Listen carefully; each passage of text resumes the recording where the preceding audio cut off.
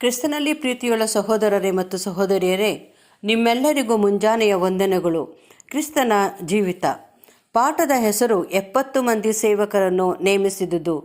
ರೀಪ್ರಿನ್ಸ್ ಪುಟ 5362, ಪುಟದ ಸಂಖ್ಯೆ 248 249. ಕಪೆರ್ನೌಮಿನಲ್ಲಿಯೂ ಬೆತ್ಸಾಯಿದದಲ್ಲಿಯೂ ಕೊರಾಜಿನಲ್ಲಿಯೂ ಮಾಡಿದ ತನ್ನ ಉಪದೇಶದ ಮತ್ತು ಮಹತ್ಕಾರ್ಯಗಳ ಬಗ್ಗೆ ಒಡೆಯನು ಉಲ್ಲೇಖಿಸಿದ್ದನು. ಈ ಪಟ್ಟಣಗಳು ಪಡೆದ ಸೌಭಾಗ್ಯಗಳ ಸಂಬಂಧವಾಗಿ ಸಾಂಕೇತಿಕ ರೀತಿಯಲ್ಲಿ ಉನ್ನತ ಸ್ಥಾನಕ್ಕೆ ಏರಿಸಲ್ಪಟ್ಟಿದ್ದವೆಂದು ಹೇಳಲಾಗಿತ್ತು ಮತ್ತು ಕರ್ತನು ನೀಡಿದ ಅನುಗ್ರಹಗಳನ್ನು ಅವುಗಳು ನಿರಾಕರಿಸಿದಾಗ ಅವುಗಳನ್ನು ಪಾತಾಳಕ್ಕೆ ದೊಬ್ಬಲಾಗುವುದು.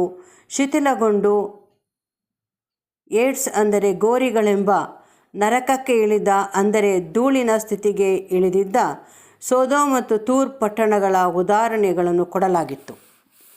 ಹೇಗಿದ್ದರೂ ನಮ್ಮ ಕರ್ತನು ತನ್ನ ಉಪದೇಶದ ಮೂಲಕವಾಗಿ ನೀಡಿದ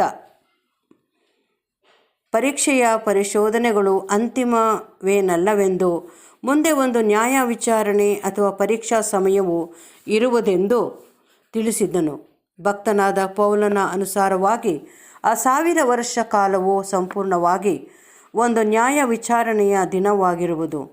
ಅದರಲ್ಲಿ ಲೋಕವೆಲ್ಲವೂ ಸತ್ಯದ ಜ್ಞಾನವನ್ನು ಹೊಂದಿಕೊಳ್ಳುವಂತೆ, ಅಂದರೆ ದೇವರ ವಿಷಯವಾದ ಪರಿಜ್ಞಾನವನ್ನು ಪಡೆದುಕೊಳ್ಳುವ ಪೂರ್ಣ ಅವಕಾಶವನ್ನು ಪಡೆದುಕೊಳ್ಳುವಂತೆ ಮಾಡಲಾಗುವುದು.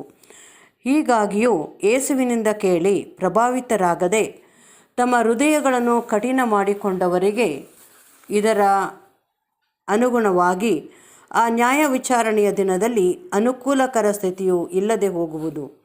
ಯೇಸುವು ಈ ವಿಷಯವು ಬಹು ಕಠಿಣವಾಗಿರುವುದೆಂದು ಸೂಚಿಸಿ, ಇವರ ಪಟ್ಟಣಗಳವರ ಗತಿಗಿಂತಲೂ ಸೊದೋಮಿನವರ ಗತಿಯು ಮೇಲಾಗಿರುವುದೆಂದು, ಕಾರಣ ಸೊದೋಮಿನವರ ಪಾಪವು ಅಂದು ಸ್ವಲ್ಪವಾಗಿ ಪ್ರಕಟವಾದ ಬೆಳಕು ಮತ್ತು ಸವಲತ್ತುಗಳ ವಿರೋಧವಾಗಿತ್ತೆಂಬುದನ್ನು ಅಡಕ ಮಾಡಿ ಹೇಳಿದ್ದನು.